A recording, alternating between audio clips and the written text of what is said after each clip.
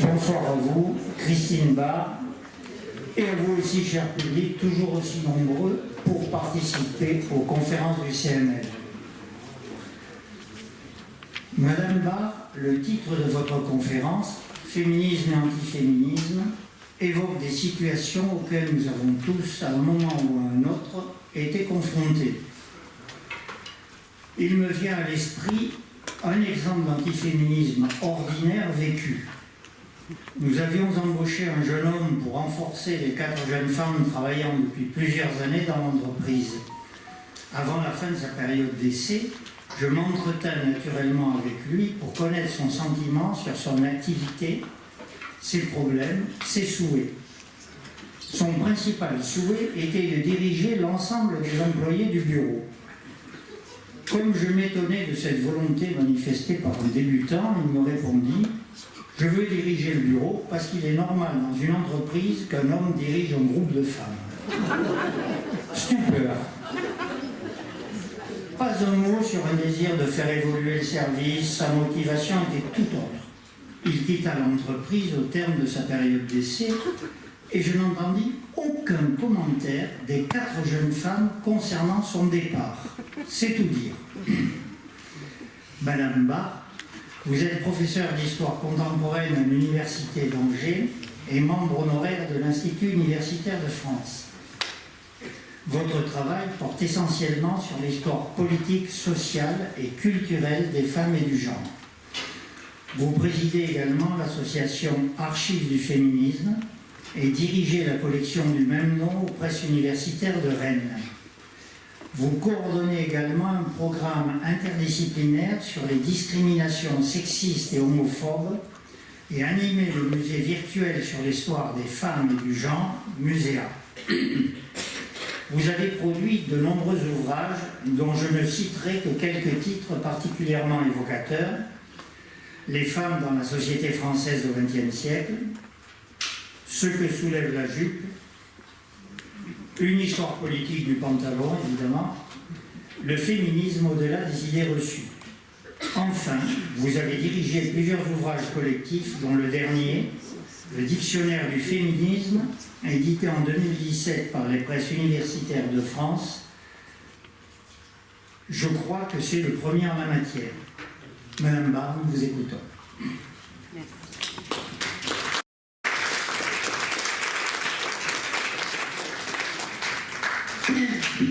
Bonsoir, merci beaucoup pour cette invitation. Je suis heureuse d'être avec vous et de vous parler de ma passion depuis bientôt 30 ans, l'histoire des femmes et l'histoire du féminisme plus précisément.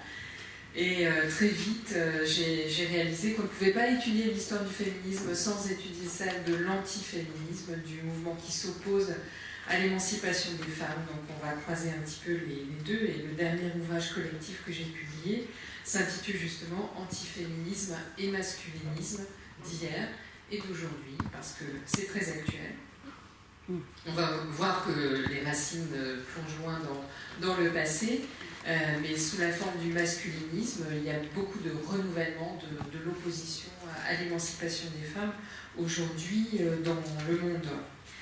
Alors je suis aussi heureuse de transmettre cette histoire-là à des lycéennes et des lycéens, et vous allez voir, ça ne va pas être si compliqué que ça. Mais je suis vraiment une historienne, hein, voilà, donc je vais vous parler du temps passé, mais ça n'empêche pas de parler de l'actualité plus tard. Alors, il y a beaucoup de questions à se poser. Hein, comment les féminismes ont-ils évolué dans le temps? Les revendications ont été multiples. On va le voir. Pendant la première vague du féminisme, fin 19e, début 20e, la question de la place des femmes dans la sphère publique, du droit de vote et d'éligibilité, ces questions-là sont fondamentales.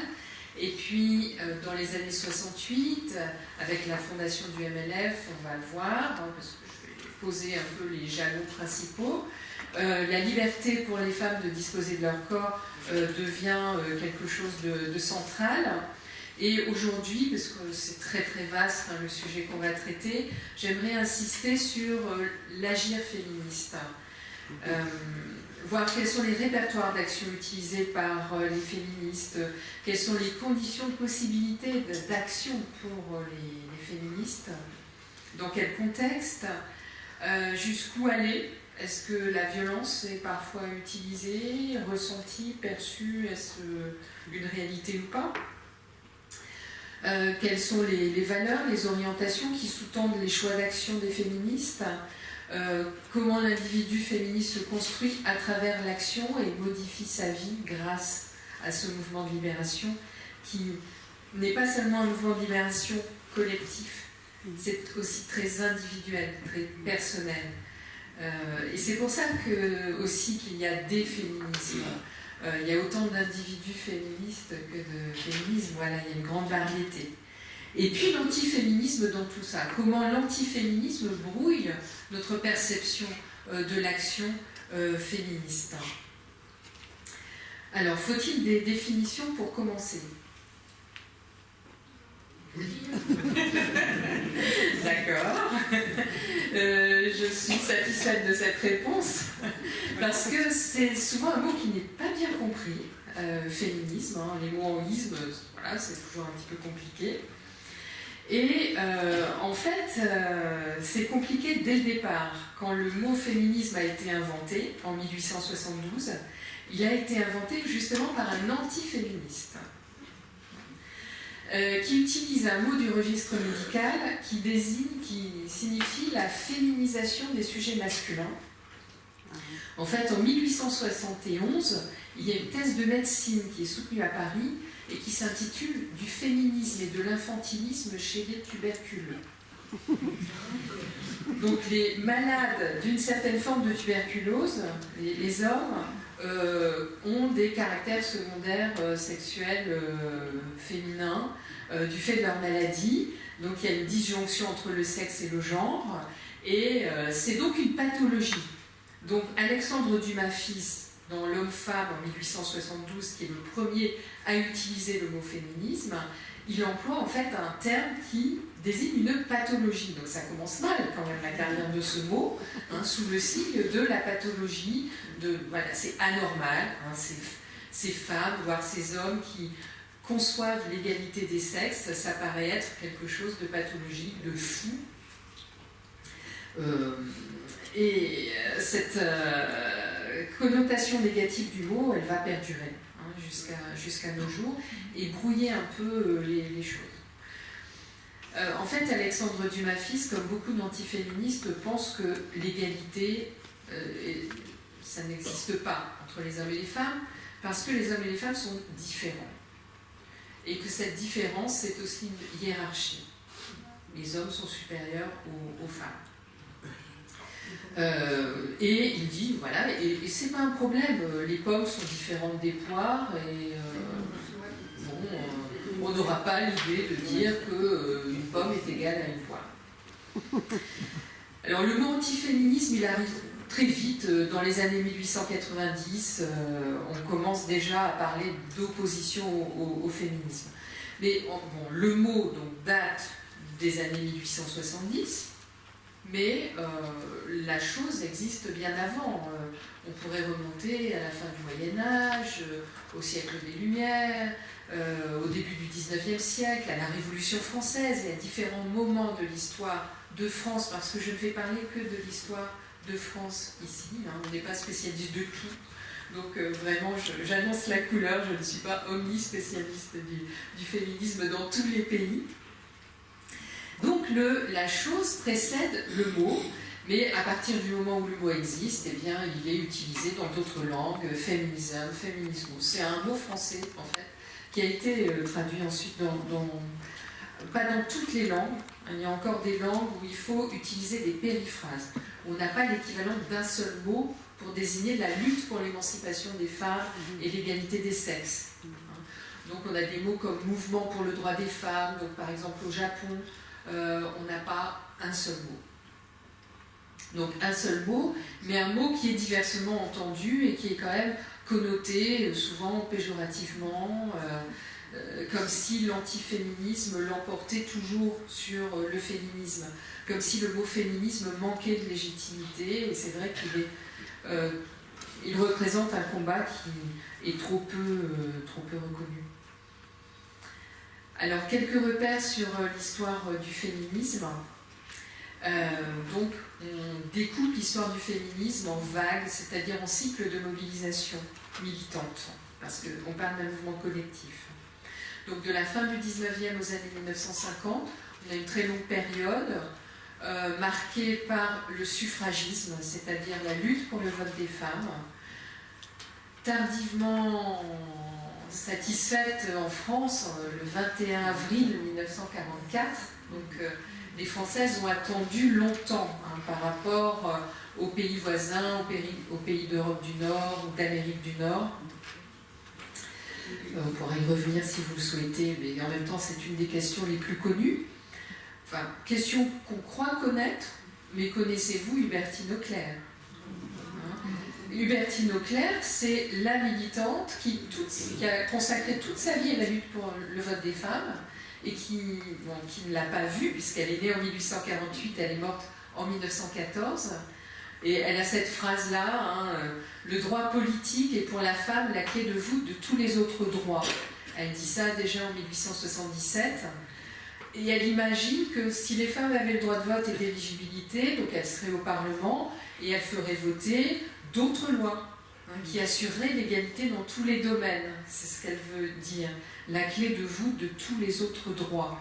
Puisque, aussi en vertu du Code Napoléon de 1804, la femme mariée est une mineure qui doit obéissance à son mari, qui doit demander l'autorisation pour travailler, qui est payée au XIXe siècle moitié moins que les hommes pour un même travail. Donc une condition quand même très dominée. Et le grand espoir des féministes de la première vague, c'est réformer la condition des femmes par le droit. Que les femmes puissent déjà devenir avocates. Une loi de 1900 va l'autoriser. Donc c'est la croyance dans le pouvoir transformateur du droit. Et cette lutte, donc, elle s'étale sur plusieurs décennies. Louise Weiss, par exemple, dans les années 30, va créer la femme nouvelle, avec ce slogan très simple, la française doit voter. Parce que les Allemandes votent déjà, les Américaines, les Anglaises, etc. Alors, quelles sont, à l'époque de la première vague, les conditions de l'engagement des femmes et des hommes pour l'émancipation des femmes ? Il faut une révolte individuelle, une révolte de la conscience, mais il faut que tout ça coagule dans un mouvement collectif. Et comment créer ce mouvement collectif pour l'émancipation des femmes? Ce n'est pas simple. Comme le syndicalisme n'a pas une histoire simple, l'histoire des mouvements d'émancipation autres n'est pas simple non plus. Donc comment faire? Comment triompher des inhibitions, des freins, des peurs, des interdits légaux, mais aussi psychologiques, qui empêchent ou qui limitent le passage à l'action des femmes? Quelles sont donc les conditions d'émergence d'un mouvement collectif? Il faut, pour les femmes, briser l'isolement déjà, qu'il y ait des possibilités de rassemblement dans des associations, dans des groupes, pouvoir se parler, créer des groupes de conscience, c'est plutôt un terme qu'on emploiera dans les années 70, pouvoir partager des expériences vécues, créer l'espoir de changements possibles, car la fatalité est un des grands empêcheurs d'action. Croire en la reproduction d'un éternel féminin qui ne changera jamais. Donc on entre dans un contexte intellectuel qui rend désirable le changement et qu'on puisse raisonnablement l'espérer, que ce ne soit pas juste une utopie. Même si déjà formuler des utopies, c'est un grand pas et c'est quelque chose de très fort dans les années 1830.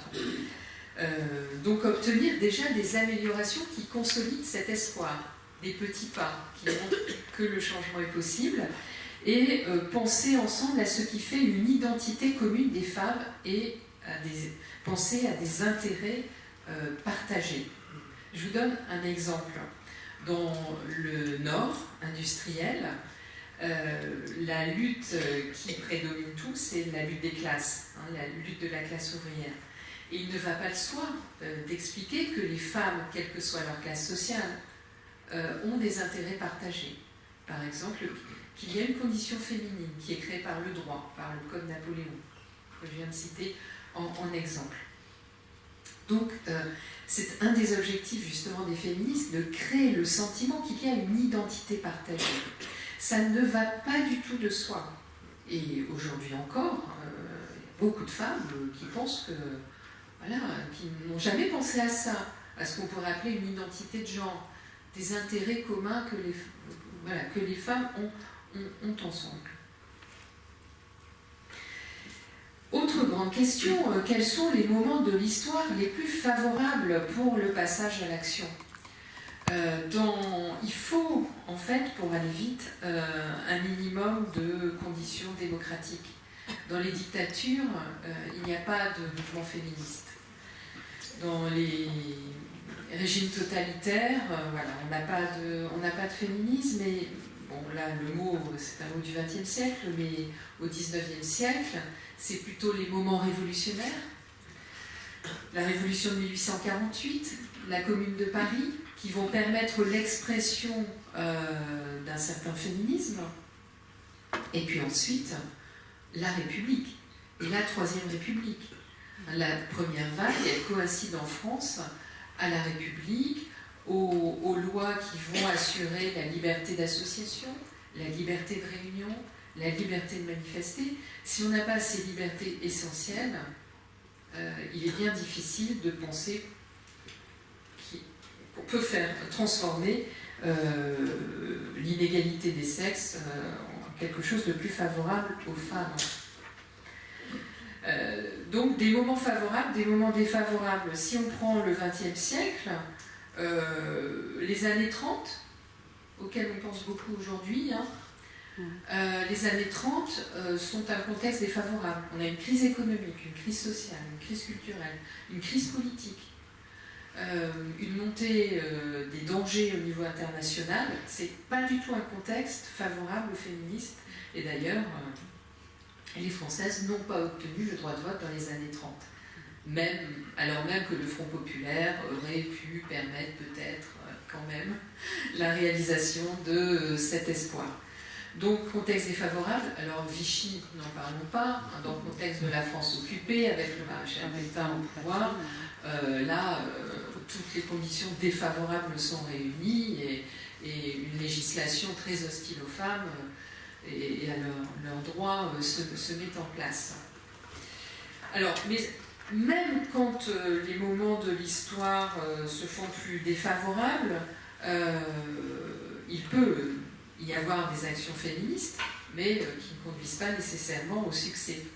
Et ça, c'est un petit peu une des leçons de ma thèse sur les féministes entre 1914 et 1940.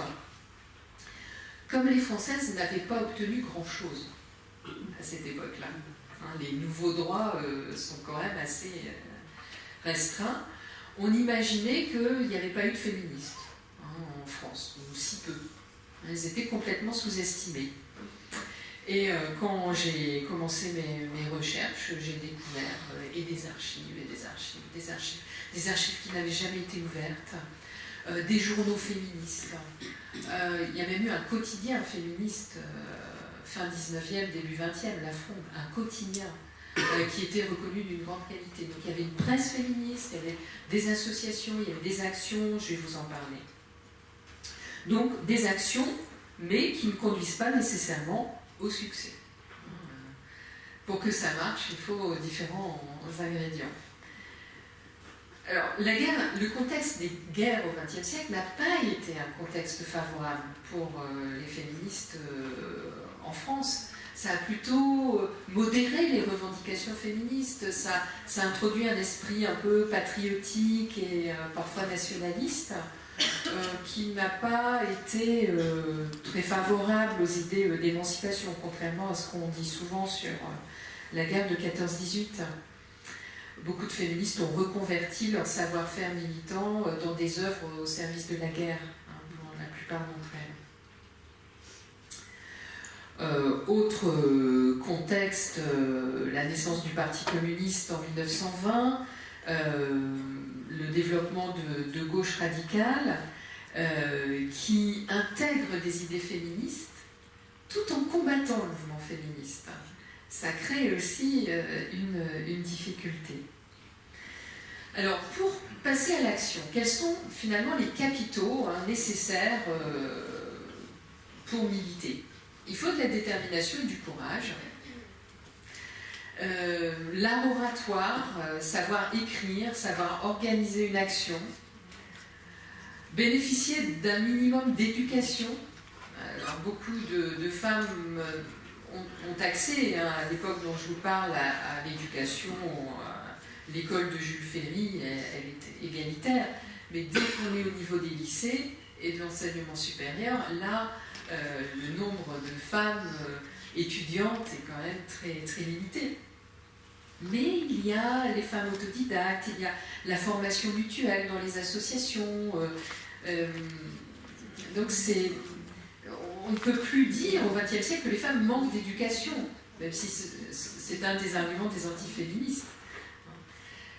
Il faut aussi, pour militer, une certaine aisance matérielle. Il faut un petit peu d'argent, le pouvoir, les relations, l'influence. Beaucoup de féministes qu'on va taxer de bourgeoises, souvent pour les dénigrer, ont un certain pouvoir et des relations. Exercer certaines professions. Alors, ce qui est très frappant, c'est le nombre d'éducatrices, d'institutrices, de professeurs du secondaire, de directrices d'école, dans les mouvements féministes, mais aussi des juristes, un peu moins de femmes chefs d'entreprise, pas beaucoup au début du XXe siècle, mais il y en a quand même, des artistes, des intellectuels, avoir de l'imagination, de l'humour, le sens de la provocation, ça revient assez souvent, mais surtout à partir des années 68. Et puis, des capitaux physiques, là, il ne faut peut-être pas exagérer, mais c'est juste un clin d'œil à Marguerite Durand, la féministe qui a créé La Fronde, donc ce journal quotidien qu'elle a créé en 1897, et qui disait, en fanfaronnant un petit peu, on ne saura jamais tout ce que le féminisme doit à mes cheveux blonds. Elle avait été comédienne, et elle était connue pour sa beauté, elle avait sans doute eu un certain nombre d'amants influents, et c'est ainsi qu'elle a eu suffisamment de relations pour créer la bibliothèque qui porte son nom à Paris, et qui a été le premier centre d'archives pour le féminisme. Elle a créé cette bibliothèque en 1931. Alors, le support le plus fréquent de l'action collective, c'est les associations. Donc, basées en France sur la fameuse loi de 1901, très souple, qui permet facilement d'organiser des groupes. Alors, ces groupes féministes, ils sont d'une grande diversité. Certains sont des groupes locaux, des groupes qui vont avoir 15-20 membres. On va avoir des associations mixtes ou des associations non mixtes. Des associations qui essaient de couvrir tout le territoire. Par exemple, l'Union française pour le suffrage des femmes, née en 1909, a existé dans tous les départements, avec une fédération donc à Marseille, dans cette région. Il y a eu des groupes féministes très actifs, et même dans les colonies. En Algérie, l'Union française pour le suffrage des femmes est présente. Donc ces groupes, quand ils sont organisés sur toute la France, peuvent rejoindre des internationales féministes. Il y a l'Association internationale pour le suffrage des femmes, le Conseil international des femmes, créé en 1888 à Washington. Donc c'est pour moi l'occasion de vous dire aussi que la France n'est pas spécialement en avance pour le féminisme. C'est pas un pays leader. C'est vraiment l'Angleterre, les États-Unis, les pays dits anglo-saxons, ce qui n'est pas une très bonne expression, les pays protestants, plus que les pays catholiques, les pays du Nord, plus que les pays méditerranéens. Donc il y a des effets de religion, des effets de culture, une culture plus patriarcale dans le bassin méditerranéen. voilà, ça va jouer un rôle, hein, parce que, évidemment, l'Église catholique, je ne vous apprends rien, n'est pas un élément moteur dans l'émancipation des femmes. Mais la France est quand même un pays de séparation de l'Église et de l'État, où les mouvements laïques sont quand même très bien développés, et ça peut créer un terrain favorable, mais pas systématiquement. Non, si vous voulez, on y reviendra. Donc, dans le cadre des associations, il y a un certain nombre d'actions, de congrès, de conférences publiques, et puis d'appels à l'action via les médias. Il y a aussi des actions isolées et individuelles. Alors, le féminisme de la deuxième vague, entre les années 70 et 95, c'est un mouvement qui est plus un mouvement de libération. Moi, je vous ai parlé avec la première vague d'un mouvement d'émancipation, où le réformisme l'emporte, même s'il y a des féministes révolutionnaires. À partir de 70, avec le mouvement de libération des femmes, on est dans un autre contexte politique, avec les années 68, avec des idées autogestionnaires, avec une critique plus forte des institutions, et avec l'enjeu central de la liberté de disposer de son corps. Donc le MLF commence avec une action concrète, pleine d'humour. C'est le dépôt d'une gerbe à la femme du soldat inconnu, sous l'arc de triomphe. Avec cette banderole, il y a plus inconnu que le soldat inconnu, sa femme. Une banderole qui est portée par une dizaine de manifestantes qui vont être emmenées au poste. Bon, elles ne vont pas y rester bien longtemps.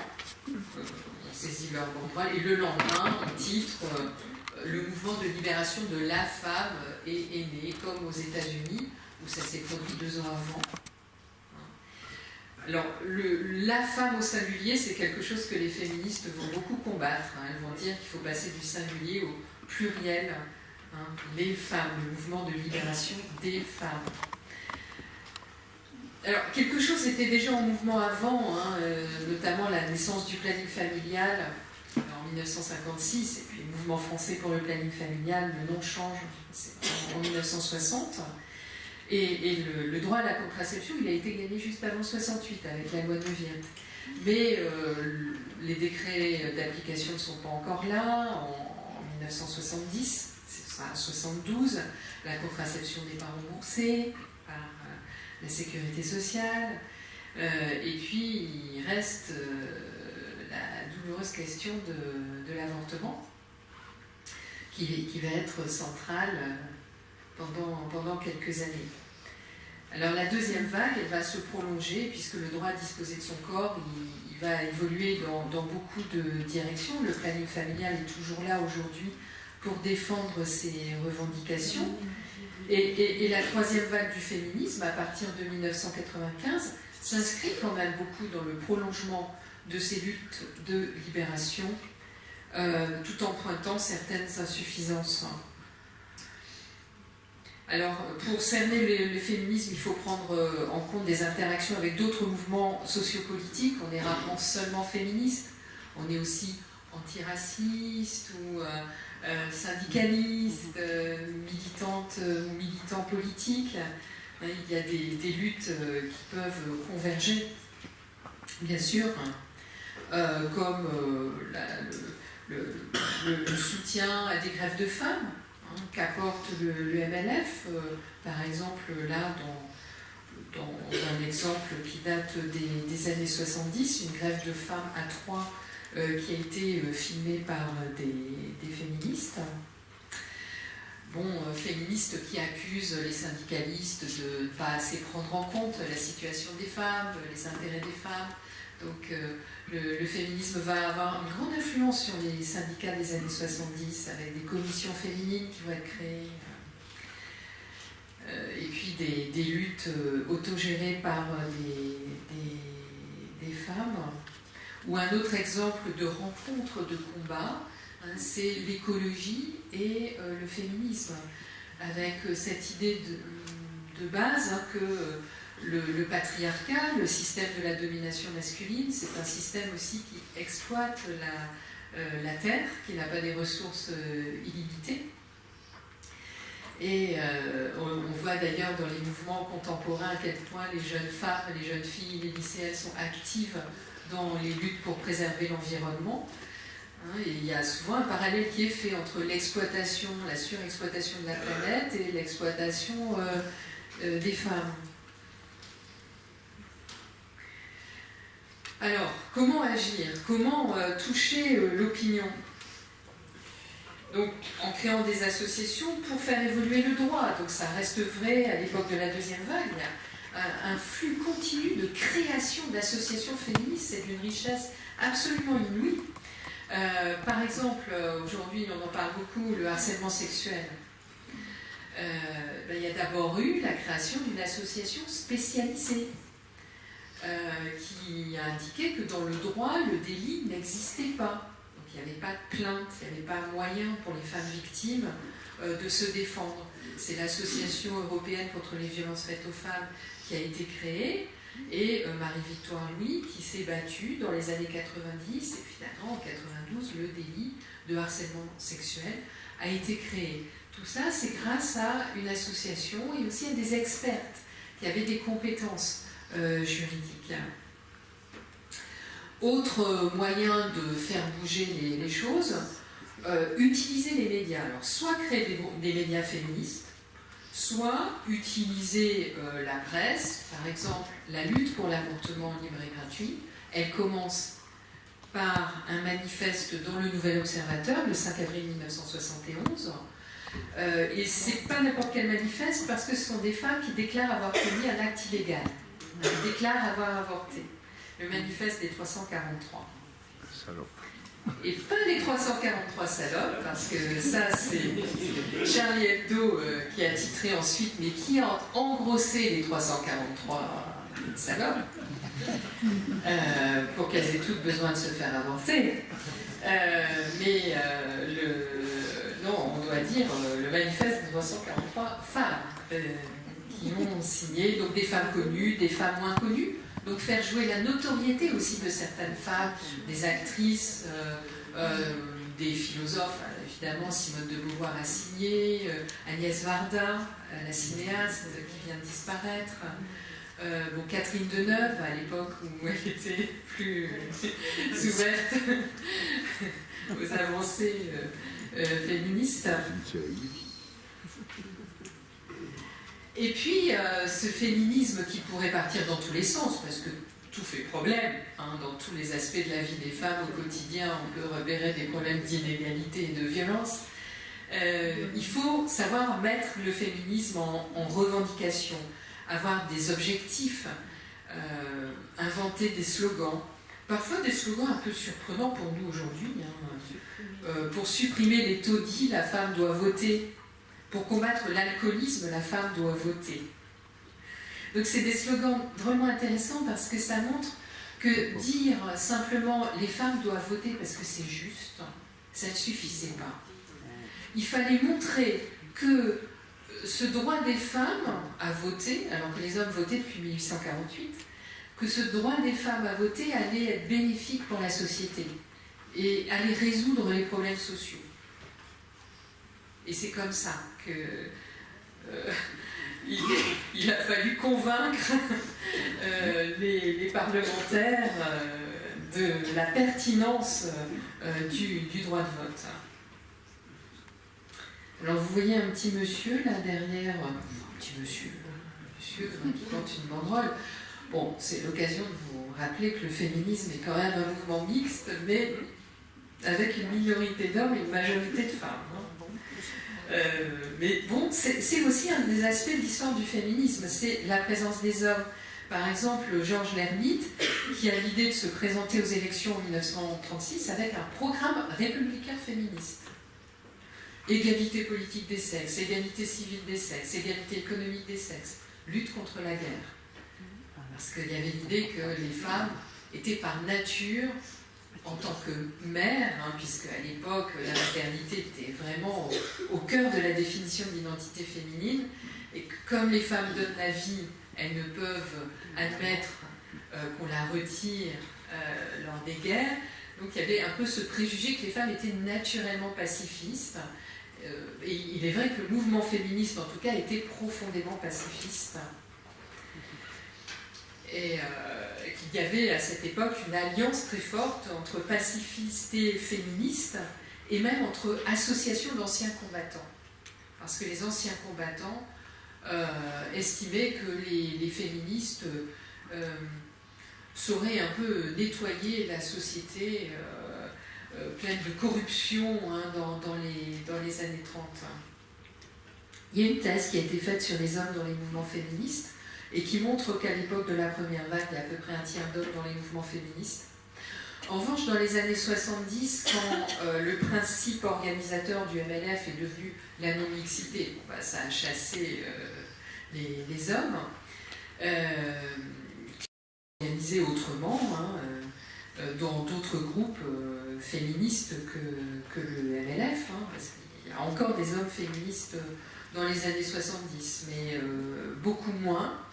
Et là, le principe qui prévaut, c'est plus que seules les femmes pourront se libérer elles-mêmes, en étant ensemble dans des groupes non mixtes, qu'il ne faut pas attendre des hommes la libération.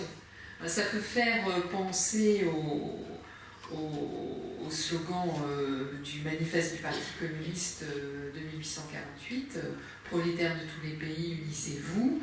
L'émancipation, la lutte contre le capitalisme sera l'œuvre des travailleurs eux-mêmes et pas du patronat. C'est un petit peu logique. Pour les femmes, il y a le même raisonnement. On ne va pas attendre des hommes qui libèrent les femmes. Certains peuvent être alliés des luttes d'émancipation des femmes, mais beaucoup résistent quand même à cette émancipation des femmes. Alors l'action, c'est aussi protester, manifester, marcher dans la rue. Et je vous rappelle donc la condition des femmes qui pendant longtemps ne votent pas, ont une éducation qui les incite à ne pas se mettre en avant, à ne pas prendre la parole en public, à être pudique. Donc manifester dans la rue, quand on repense à l'éducation des femmes au début du XXe siècle, c'est quelque chose de très difficile, surtout dans les classes supérieures, parce que pour les ouvrières, ça se conçoit plus facilement. Alors, il n'y a pas eu beaucoup de manifestations de rue en France, j'ai envie de dire malheureusement. On aurait aimé que les Françaises soient comme les Anglaises, beaucoup plus dynamiques dans la rue, plus radicales. Mais il y a aussi un aspect très français dans cet idéal de féminité incompatible avec l'exhibition dans la rue. C'est vraiment quelque chose qui est vu comme incompatible avec le tempérament français. Avec l'élégance des Françaises. D'ailleurs, il y a une anecdote que j'adore. Il y a quand même eu des féministes qui se sont enchaînées sur les bancs du Parlement en France. Et il y en a une qui l'a fait, et l'article du journal précise, avec une chaîne gainée de soie de la même couleur que sa toilette. Et ça, c'est... Bon, je ne voudrais pas caricaturer, mais c'est un petit peu le féminisme à la française, où on trouve que les Anglaises, c'est affreux parce que... Je crois que vous allez voir, j'ai une image plus loin, les Anglaises se font arrêter par la police, elles font de la prison, c'est terrible. On ne voudrait pas en arriver à ces extrémités-là. En tout cas, marcher dans la rue, hier ou aujourd'hui, c'est quand même un des moyens de base de faire évoluer les choses. Mais la violence, alors, c'est un interdit particulièrement fort pour les femmes, la violence. Par nature, entre guillemets, la femme au singulier, non violente. La violence et la possession des armes, et même le droit à l'autodéfense sont des privilèges masculins. Et justement, les femmes sont privées de ce droit à la violence. Et ont intériorisé bien souvent l'interdit de la violence. Par ailleurs, philosophiquement, beaucoup valorisent la non-violence, ce qui est quelque chose de très noble. Benoît de Groult disait « Le féminisme est un beau mouvement pacifique qui n'a jamais tué personne alors que le machisme tue tous les jours ». Le mouvement féministe, c'est un des plus grands mouvements dans l'histoire de l'humanité, un des plus grands mouvements d'émancipation. Il a toujours été non violent. Il n'a jamais utilisé le terrorisme. Il n'y a pas eu de féministes armées. Parfois, certaines féministes radicales pourraient presque le regretter. Est-ce que finalement cet interdit de la violence n'empêche pas les féministes d'aller de l'avant d'une manière plus radicale? Certaines en tout cas posent la question. Voilà une des plus fameuses images de suffragettes donc arrêtées par la police à Londres en 1903, au moment où les suffragettes anglaises se disent ça suffit, il faut passer, enfin les plus radicales se disent il faut passer à des actions plus radicales, illégales, quitte à faire de la prison, et elles vont être 1 millier à faire de la prison avant 1914 en Angleterre, et à faire la grève de la faim, et à être nourries de force d'une manière vraiment atroce. Là pour le coup c'est très violent de nourrir de force. Je ne sais pas si vous avez vu le film sur les suffragettes il y a peu de temps. On le voit très très bien, ça, à quel point c'est douloureux, et ça évoque le viol, de toute façon, de nourrir de force.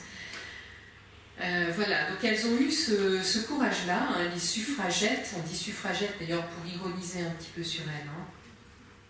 Alors, pour l'anecdote encore, le policier qui tient cette suffragette est mort d'un infarctus quelques minutes après cette interpellation, donc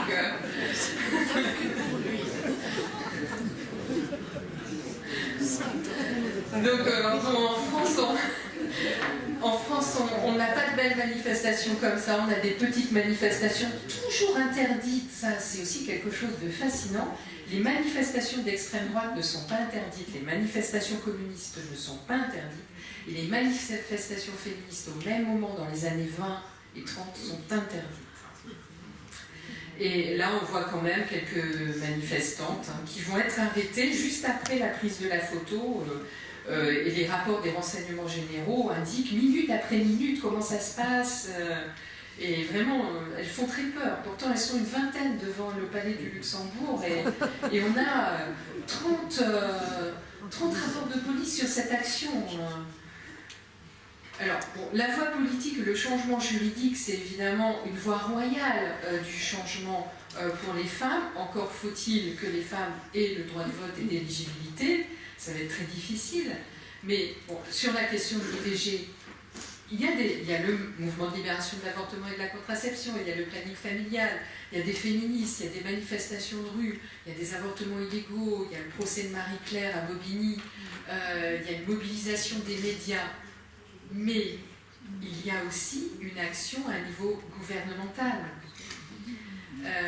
C'est l'action de Simone Veil, qu'on connaît bien, je ne vais pas insister, mais sans Simone Veil, ministre de la Santé, aussi sans Françoise Giroud, qui est la première secrétaire d'État à la condition féminine en 1974, sans ce féminisme d'État qui commence à se mettre en place à partir de 1974 et de l'élection de Valéry Giscard d'Estaing, le cours de l'histoire aurait été différent.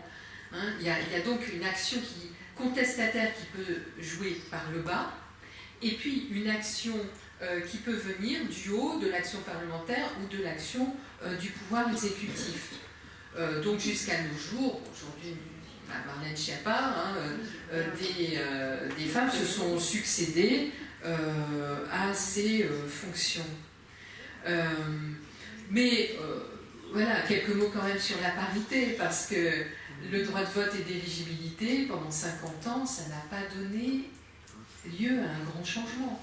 En 1995, il n'y a que 5% de femmes élues au Parlement. 5%, 50 ans après l'éligibilité. C'est vraiment, voilà, pour souligner la force de la reproduction de la domination masculine.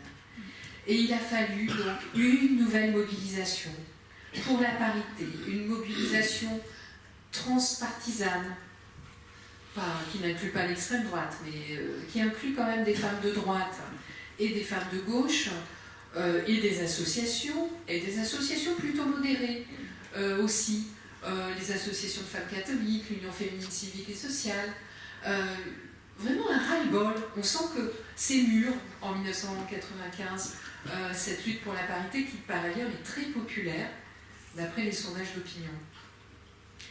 Et voilà donc une nouvelle dimension du politique, de l'action par la politique, par non pas un quota, mais la volonté d'avoir autant d'hommes que de femmes élus pour espérer changer quelque chose de cette manière-là.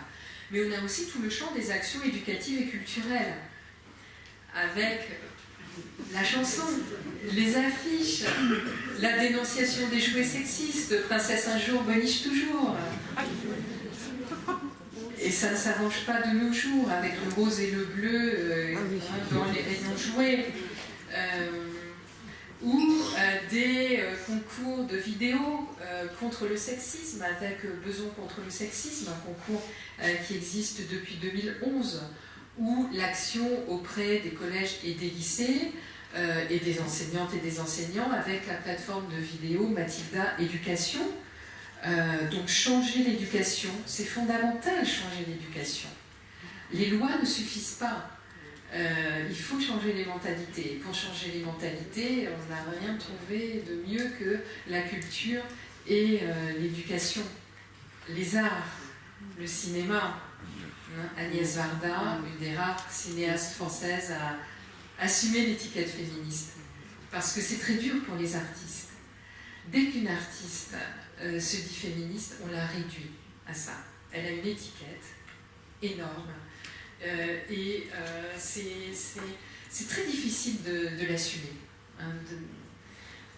Donc Agnès Varda a eu ce courage-là. En plus, elle a été une pionnière de la nouvelle vague. La littérature, et ça ne date pas d'aujourd'hui.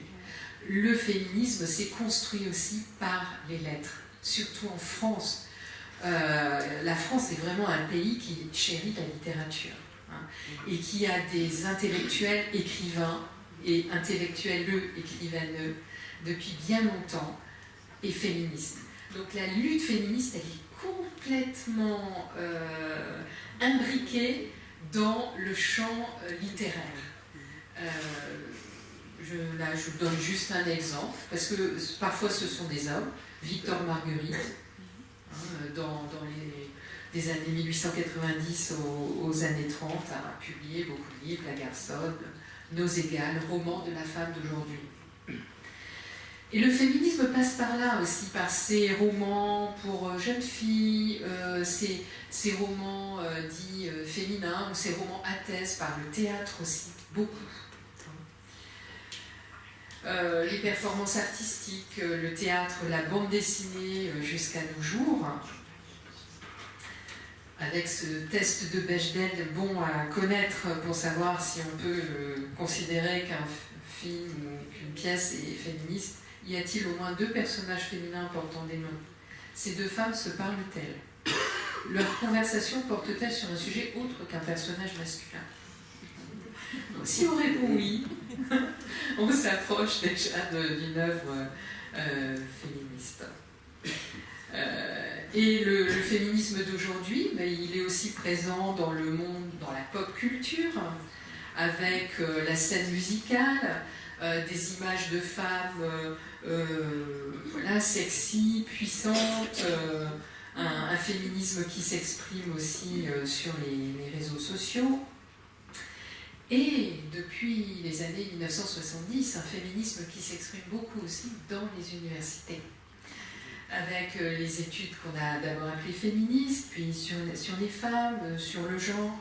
Il y a une mobilisation intellectuelle très forte et qui se transmet de génération en génération, avec des théoriciennes, je ne vais pas avoir le temps de citer tout ici, John Scott, Judith Butler, Bell Hooks, parce qu'on découvre aujourd'hui, depuis quelques années en France, le black feminism aux États-Unis, traduit en français et qui est très inspirant. Voilà, donc la sphère intellectuelle. Et aussi dans l'action, le pouvoir du corps. Justement, ce corps féminin qui a été si longtemps et qui l'est encore, un corps objet, un corps approprié, un corps montré de manière sexiste. Voilà une publicité pour des sous-vêtements en période électorale. Enfin, une candidature bien soutenue. Donc c'est une publicité qui avait été dénoncée par la Meute, donc une association de lutte contre la publicité sexiste. Donc voilà, parler de parité, de femmes candidates à des élections, quand en même temps une candidature bien soutenue, c'est une femme qu'on montre en plus souvent sans tête, juste un tronc avec les sous-vêtements.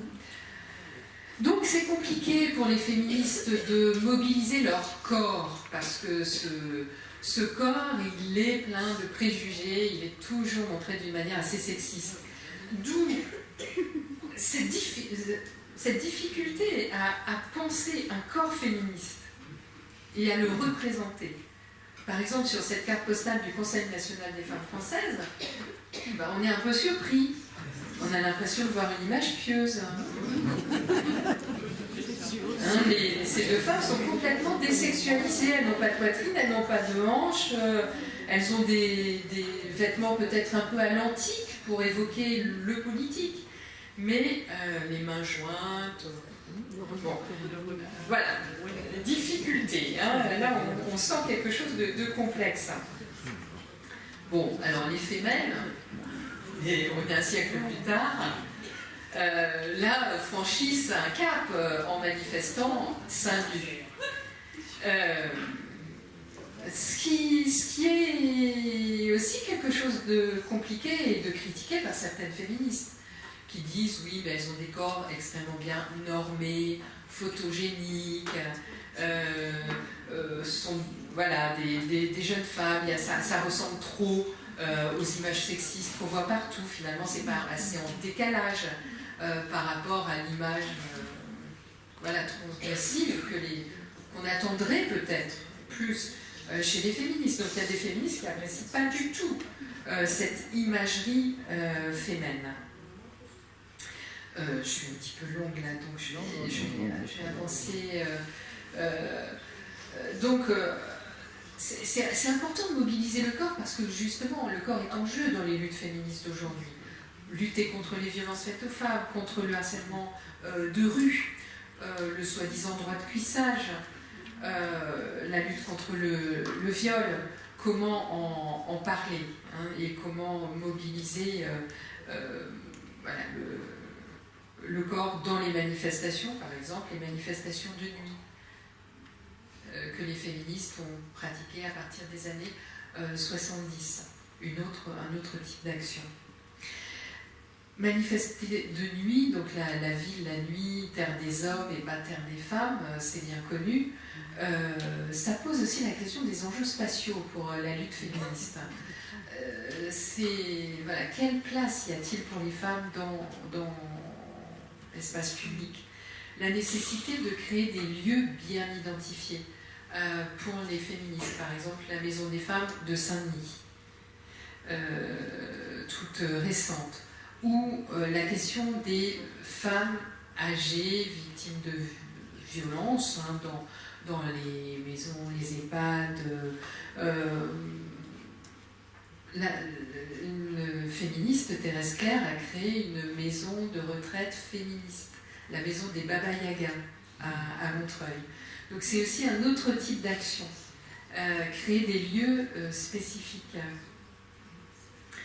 Ou bien montrer que les lieux que l'on croit mixtes sont en fait des lieux encore très investis par les hommes, où on voit très peu de femmes. Et c'est ce que montre le groupe d'action La Barbe, en intervenant dans des congrès, dans des colloques, dans des réunions où il n'y a quasiment que des hommes. Donc elles interviennent avec des barbes postiches et sur le mode de l'humour en disant « Bravo, vous résistez à la féminisation de la société, vous avez raison, continuez, résistez à l'entrée des femmes. » Donc les hommes présents sont un petit peu déstabilisés et puis ensuite ils s'appellent les videurs et c'est physique comme action parce que elles se retrouvent, les militantes, Manu Militari, expulsées.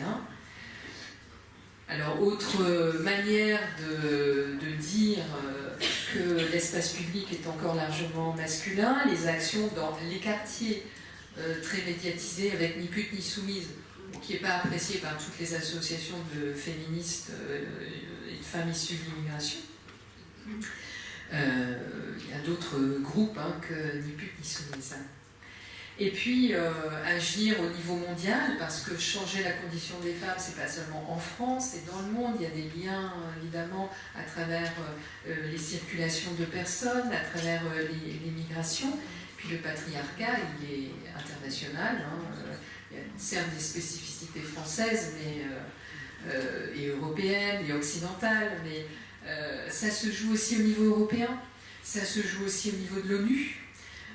Donc là, il y a aussi des actions qui sont menées par un féminisme onusien, des ONG qui se retrouvent périodiquement dans les grandes réunions de l'ONU. Et n'oublions pas aussi toutes les actions de solidarité internationale pour les féministes, par exemple avec les féministes algériennes dans les années 90, il y a eu beaucoup d'actions. C'est juste un exemple, c'est pas juste pour vous rappeler cette sororité qui existe au-delà des frontières. Et un autre espace qui est le cyberespace. Depuis la fin des années 90, Internet change la dimension du féminisme.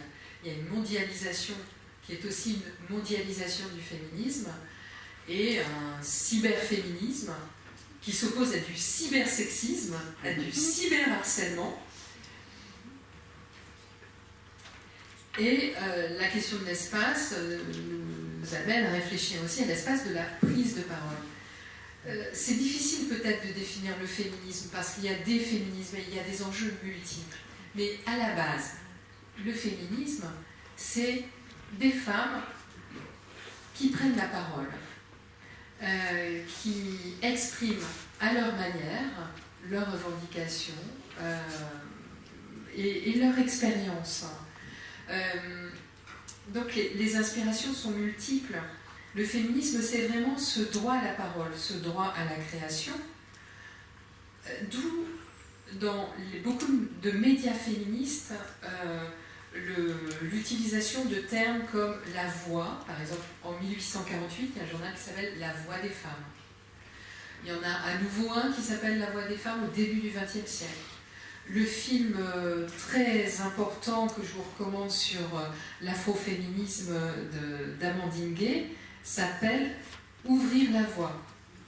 Donc on retrouve tout le temps ce désir de parole, et c'est difficile de prendre la parole. J'ai déjà évoqué les inhibitions, la pudeur, cette fameuse timidité féminine apprise que l'on retrouve encore dans les classes aujourd'hui. Dans mes propres classes avec les étudiantes et les étudiants, les garçons prennent plus la parole que les filles, et plus longuement. On a vérifié la parité. On trouve que c'est bien les conseils municipaux paritaires. À Angers, ça n'a rien de spécifique à ma ville d'Angers, quand on mesure la longueur du temps de parole, les hommes prennent 2 fois plus la parole que les femmes et ils la gardent aussi 2 fois plus longtemps. Donc on fera attention pour le débat tout à l'heure.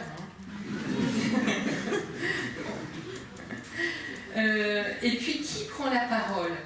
Souvent les femmes qui ont le plus d'aisance avec ça, parce qu'elles viennent d'une classe favorisée, parce qu'elles ont fait des études supérieures. Et en fait, il y a des tas de femmes qui sont exclues de cette prise de parole. L'afroféminisme le dit pour les femmes noires.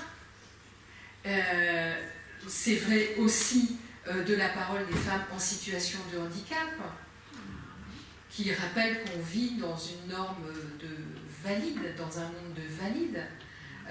Il y a toutes les questions de discrimination multiples, croisées. Les femmes victimes de racisme, les lesbiennes victimes de l'homophobie, en même temps que des discriminations sexistes. Et donc, pour ces femmes qui sont victimes de plusieurs discriminations croisées, la prise de parole est souvent encore plus difficile ou plus récente. D'où l'importance de MeToo. Depuis 2017, ce qu'on appelle la libération de la parole, ça fait un peu bizarre quand on est historienne du féminisme, on se dit quand même la libération de la parole, elle a déjà quand même une certaine ancienneté. C'est pas le début de la prise de parole des femmes, mais en même temps, ça a été viral, mondial, ça vient des États-Unis comme souvent, le féminisme, et ça vient d'une afro-américaine, comme souvent, c'est oublié, hein, le rôle des femmes racisées dans les luttes de libération des femmes. C'est une travailleuse sociale qu'on voit là au premier plan qui a lancé MeToo et ensuite c'est devenu un hashtag. Et voilà, donc le féminisme, c'est prendre la parole, apprendre aussi à prendre la parole. Il y avait dans les années 20 des écoles d'oratrices, ben, c'est toujours d'actualité. Le groupe des Georgette Sand organise, là, un exemple, en 2017, un atelier prise de parole. Ben voilà, si on a du mal, ben, ça peut s'apprendre dans toutes sortes de contextes, et c'est le b.a.-ba hein, du féminisme. Et une fois qu'on prend la parole, on se rend compte de quoi? Mais que les mots ne sont pas forcément adéquats, qu'il manque des mots, qu'on n'a pas féminisé, qu'on a une écriture non inclusive. D'ailleurs, dans le programme qui vous invite à venir ce soir, mon E à professeur et mon E à auteur a malencontreusement disparu. Alors que maintenant, on peut dire que même l'Académie française, après avoir longtemps résisté, admet la féminisation des noms de métiers. Mais pas l'écriture inclusive.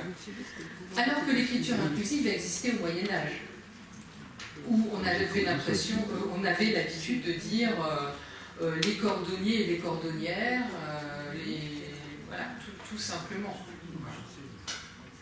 Donc, non seulement employer une langue qui ne serait pas sexiste, qui ne gommerait pas, qui n'invisibiliserait pas les femmes, qui ne dirait pas le masculin l'emporte sur le féminin, parce qu'apprendre ça dès l'école, ça plombe un petit peu. Et puis, inventer des mots aussi. Par exemple, le mot sexisme.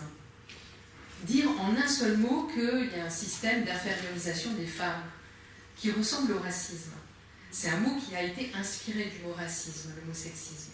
Il a quand même fallu attendre les années 1970 pour avoir un mot pratique qui désigne la réalité. Donc les mots, c'est aussi des victoires féministes. De trouver des mots adéquats, des mots qui vont vraiment bien décrire les choses. Le mot lesbophobie, par exemple, est extrêmement utile. Il y a des clichés à l'égard des lesbiennes, des choses qu'on n'entend pas quand on dit homophobie. Ce mot, il remonte à 1997 seulement. Donc la nécessité d'inventer les mots et de lutter avec les mots et avec les images contre aussi une culture du viol, des images, comme le dit cette affiche est contre le viol. Regardez autour de vous, vous trouverez des milliers d'affiches qui incitent au viol.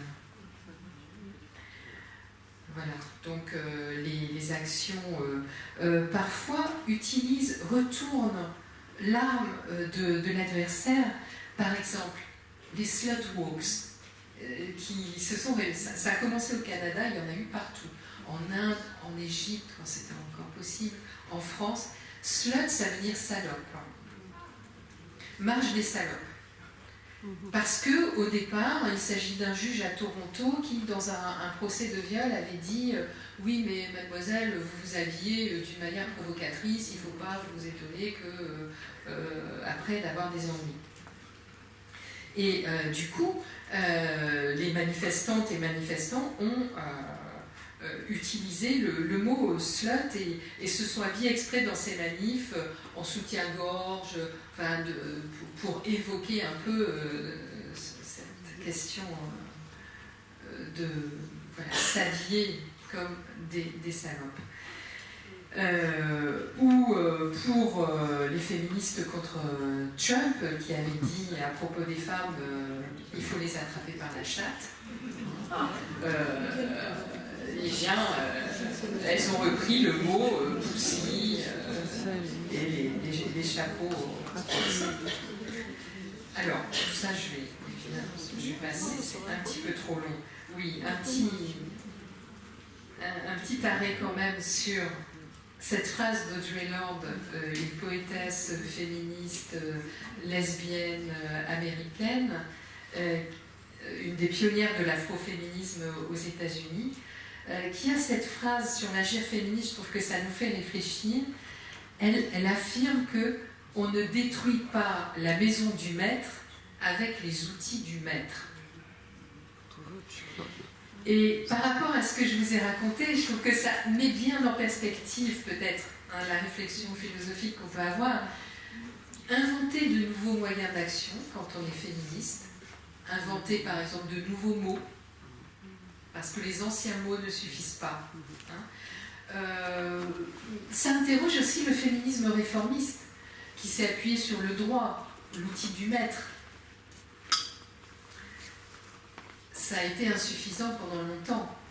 Le féminisme radical a été dans l'histoire plus payant que le féminisme des petits pas, des réformes qu'il a fallu attendre longtemps. Bon, en tout cas, c'est une phrase qui nous interroge. Et puis pour finir, le féminisme vu par les antiféministes, ça c'est vraiment fondamental. Parce que notre vision du féminisme, elle est complètement influencée par ces caricatures qui ont beaucoup circulé. Je vais pas, là, il est un petit peu tard pour que je brosse une longue histoire de l'antiféminisme, mais juste à travers des images. L'antiféminisme, finalement, dit quoi? Que le féminisme n'est pas utile. Il n'est pas utile parce que déjà, ce sont les femmes qui portent la culotte. Ce sont les femmes qui dominent les hommes, par leur influence, par leur pouvoir sexuel, par leur pouvoir de séduction. Cette image des bas bleus, donc des femmes qui se piquent d'être des intellectuelles, des écrivaines, elle date de 1848 et elle montre une femme qui jette le pantalon à la tête de son mari. Il y a plein de petits symboles sexuels qu'on peut décoder dans leurs vêtements, une inversion des symboles sexuels. Et on voit donc une femme en colère qui domine par la violence de son geste son mari qui se retrouve en pyjama chez lui, qui perd toute dignité. Alors la question du pantalon que j'ai étudiée dans l'histoire politique du pantalon, elle est centrale pour symboliser le féminisme. Pour les antiféministes, les féministes, ce sont des femmes en pantalon. Des femmes qui veulent ressembler aux hommes, leur prendre leurs attributs, vêtements pratiques, mais vêtements aussi très symboliques, le pantalon, attribut de la virilité, vouloir les droits des hommes, mais aussi vouloir les symboles de la masculinité. Mais est-ce qu'on voudrait se marier avec ce genre de femme? Certainement pas. Donc il y a l'idée que les féministes, elles ne sont pas baisables, comme on dira plus tard, de manière vulgaire mais très fréquente, dans les années 70. Les féministes sont forcément moches, invariables, condamnées au célibat, elles ressemblent à des sorcières, donc il y a tout l'imaginaire de la sorcellerie qui est réactivé par l'antiféministe. Par exemple, dans cette caricature d'une manifestation qui a réellement eu lieu devant la Sorbonne en 1904 pour le centenaire du Code civil napoléonien. Des féministes ont brûlé un Code civil devant la Sorbonne. Le caricaturiste imagine une ronde de sorcières, il leur met des binocles, des lunettes, parce que c'est une manière d'enlaidir les femmes, et elles font une ronde un petit peu comme le feraient les sorcières. Et elles envoient au ciel des ballons qui disent « à bas le code » et aussi « à bas les hommes ». Et ça, c'est vraiment un des clichés les plus répandus sur le féminisme, c'est que ce serait un mouvement misandre, qui aurait la haine des hommes et qui voudrait dominer les hommes. Donc, un mouvement qui voudrait inverser la domination. Et on le voit tout le temps dans les caricatures. Là, voilà encore une féministe, son mari proteste, « Je t'en prie, Victoire, arrête-toi, tu vas te mettre en retard pour le meeting des femmes opprimées. » Et voilà, elle s'en prend à son mari avec des amours, sur une petite horloge, justement. quel symbole. Et on voit aussi au niveau des symboles sexuels une inversion qui n'est pas très difficile à décoder. Hein. Et là, on est dans les années 1900. Et puis, bon, encore une autre image qui montre à quel point les féministes sont laides. Hein, la Vierge au miroir, quand je pense que j'aurais pu être mère et qu'un homme aurait déformé tout ça, et pour son seul plaisir. Et à l'époque, donc, pour montrer une féministe laide, on va montrer une femme maigre. Dans les années 70, on va montrer une femme grosse, hein, parce que l'idéal de beauté s'est inversé. Donc toujours hein, cette idée que, en fait, voilà, les femmes dominent. Ben, tu t'imaginais me faire peur parce que je ne suis qu'une faible femme. Et c'est tout simplement l'idée de base des masculinistes aujourd'hui. Donc les masculinistes sont des groupes d'hommes très forts en Amérique du Nord, et ça commence à arriver en France, qui disent que le féminisme a gagné la partie, que désormais nous vivons dans une société dominée par les femmes, et qu'il faut rétablir le pouvoir des hommes, rétablir la virilité, reviriliser les hommes. Ce qu'ils ne savent peut-être pas, c'est que ce discours de revirilisation de l'homme blanc est très ancien. Hein, déjà à la fin du 19e, des hommes écrivent des pamphlets antiféministes en disant qu'il faut reviriliser les hommes dominés par les femmes. Voilà, donc très, très vieux discours qui marche, qui fonctionne auprès d'une partie de l'opinion. Voilà. Donc,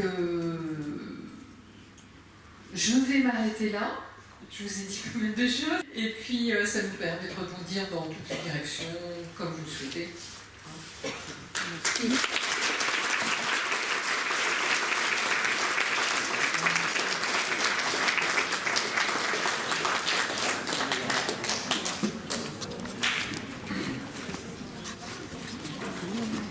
Donc, en donnant peut-être la priorité aux jeunes qui vont devoir partir plus tôt, je crois. Oui.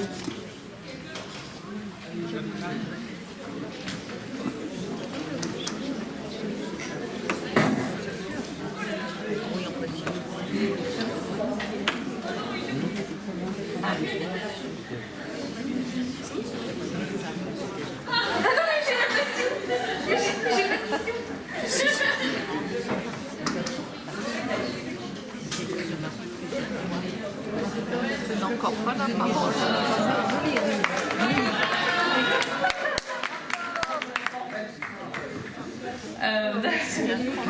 Je voulais savoir parce que vous avez parlé que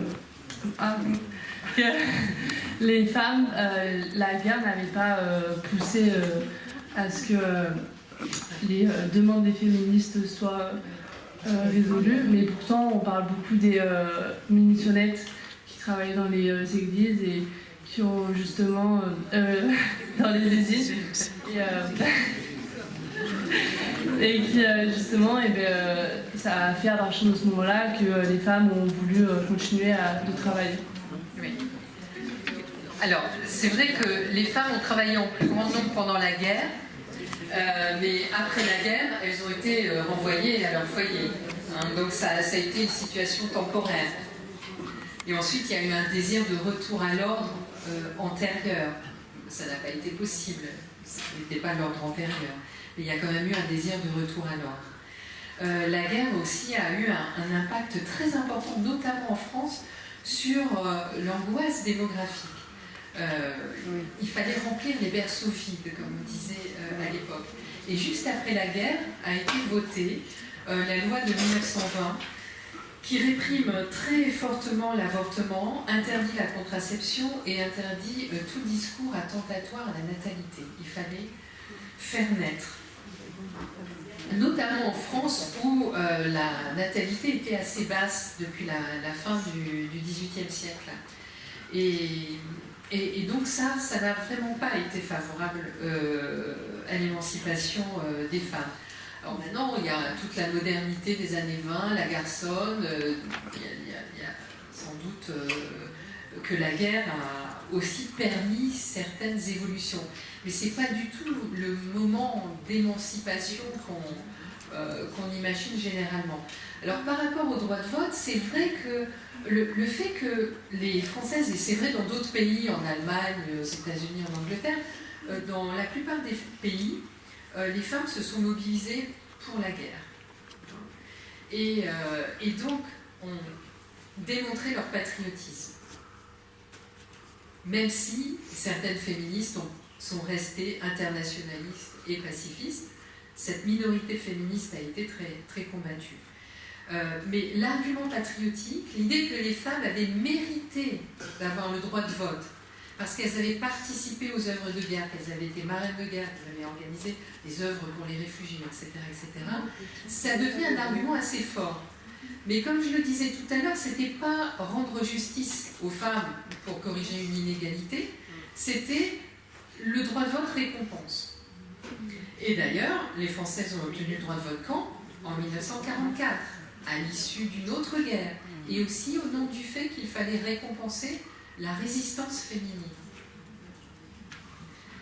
Et du coup, on a oublié en 1944 un peu que sans le féminisme, il n'y aurait pas eu cette égalité des droits politiques. C'est vraiment le droit de vote récompense qui l'emporte. Et il y a encore des oppositions au droit de vote des femmes, d'ailleurs, en 1944. Mais donc, je nuance mon propos parce que j'ai dit effectivement beaucoup simplifier les choses. Les Anglaises, par exemple, elles ont obtenu le droit de vote en mars 1918, donc avant la fin de la guerre, et vraiment pour récompenser leur service patriotique. Pas toutes les Anglaises d'ailleurs, uniquement les Anglaises de plus de 30 ans. Parce que ça, vous me réinviterez peut-être pour refaire une autre conférence centrée sur le droit de vote, parce qu'il y a énormément de choses à dire, là, de faire une histoire comparée, parce qu'on a inventé toutes sortes de moyens d'éviter que les femmes soient majoritaires dans le corps électoral. Donc, il y a l'idée, en Angleterre, de limiter le droit de vote aux femmes de plus de 30 ans.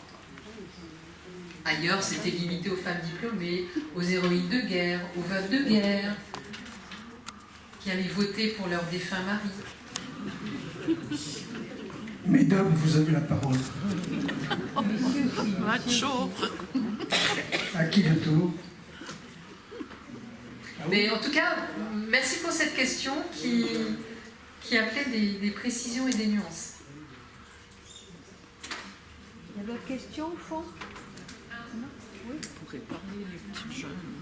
Ils ne veulent pas.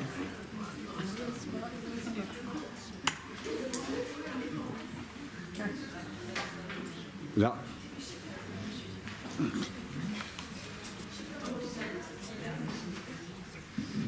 Bon, j'ose prendre la parole pour montrer justement qu'il ne faut pas faire de différence entre les hommes et les femmes. Je suis une femme comme les autres.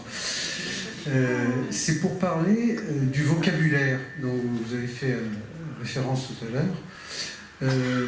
Nous avons créé les droits de l'homme et du citoyen à la Révolution, à une époque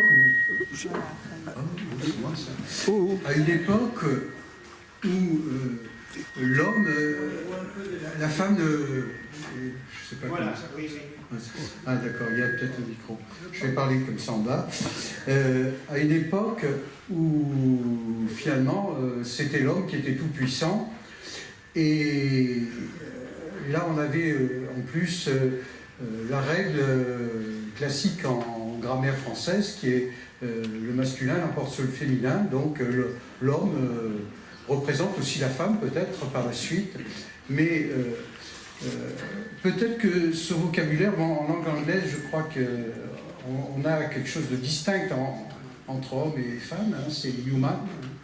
Et peut-être en français, faudrait-il réformer ce vocable et parler plus du droit de l'humain et du citoyen. Je pense que si on changeait rien que ce vocable, je pense que ça changerait beaucoup de choses.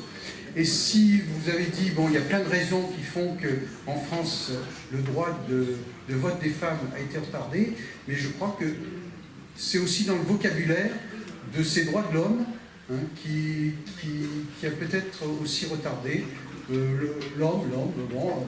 Les droits de l'homme ne concernent pas les droits de la femme, c'est pour ça que l'âme de couche pendant la Révolution.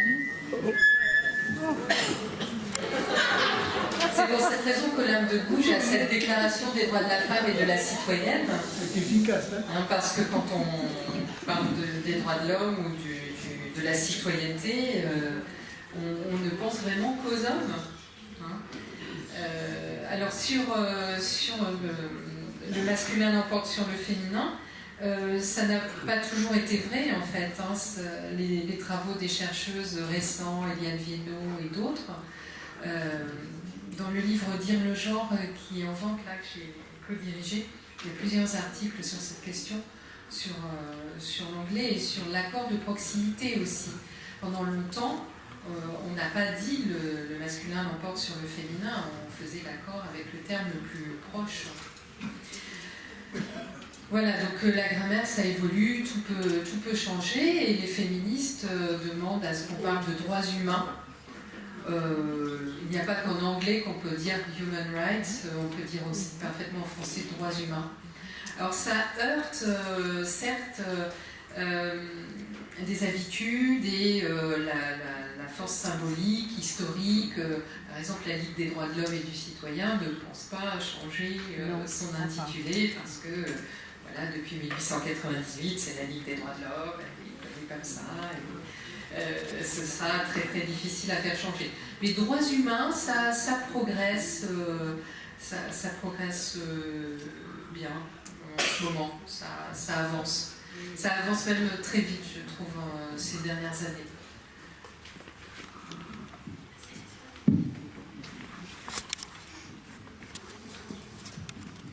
J'aurais voulu vous poser une question sur la question des femmes et la résistance.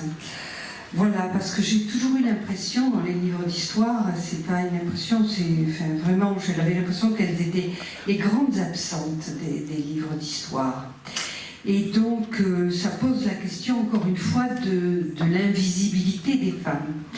Et je m'étais dit que les femmes, à la Libération, elles étaient devenues visibles quand on les a tendues, et en place publique, et que finalement, parce que pour commerce avec l'ennemi, et que si on avait tendu tous les hommes qui avaient eu un commerce avec quel qu'il soit, je trouvais ce traitement absolument indigne et totalement insupportable.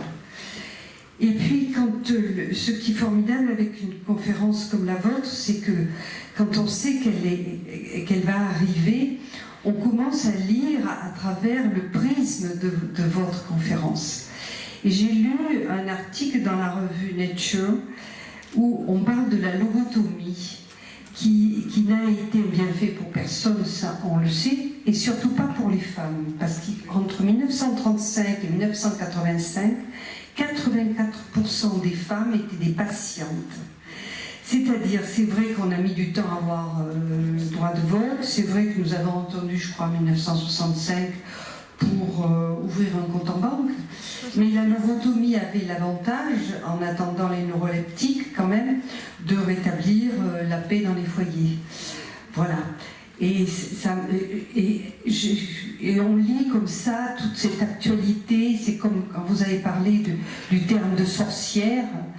Je crois qu'en 2018, en Pologne, où la question de l'avortement est remis en question, il y a des jeunes femmes qui ont défilé en disant nous sommes les petites filles des sorcières que vous n'avez pas réussi à brûler. J'ai trouvé ça tout à fait extraordinaire et je pense... Ah. Bon, c'est fini. Non, il n'y a plus de batterie. il n'y a plus de batterie. Je suis désolé. Non, mais c'est pas grave. Et je voulais terminer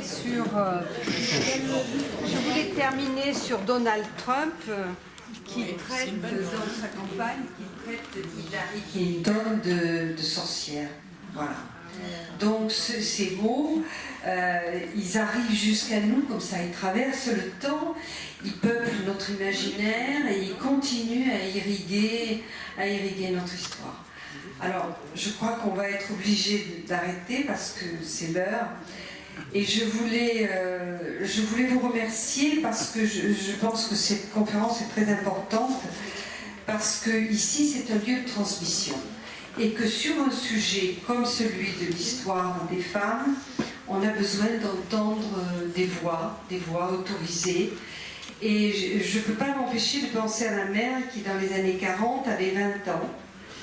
Et qui avait 20 ans et qui était une mineure. Et qui n'a pas pu voter. Et qui était une femme en colère.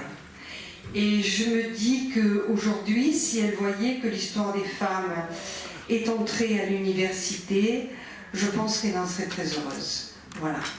Je voulais vous remercier tous d'être là. Et surtout, merci Linda. J'espère qu'on aura l'occasion de retravailler ensemble, parce que je crois que ce sujet est très large. Voilà. Puis je voulais vous dire que notre Assemblée Générale est le 7 mai. C'est un mardi à 18h en amphi. On vous présentera le programme de l'année prochaine. Je crois qu'on a pas mal travaillé. Voilà. Et il y aura un pot et après discussion à bâton rompu et on va tous trouver le verbe. Voilà. Merci. Merci pour votre attention.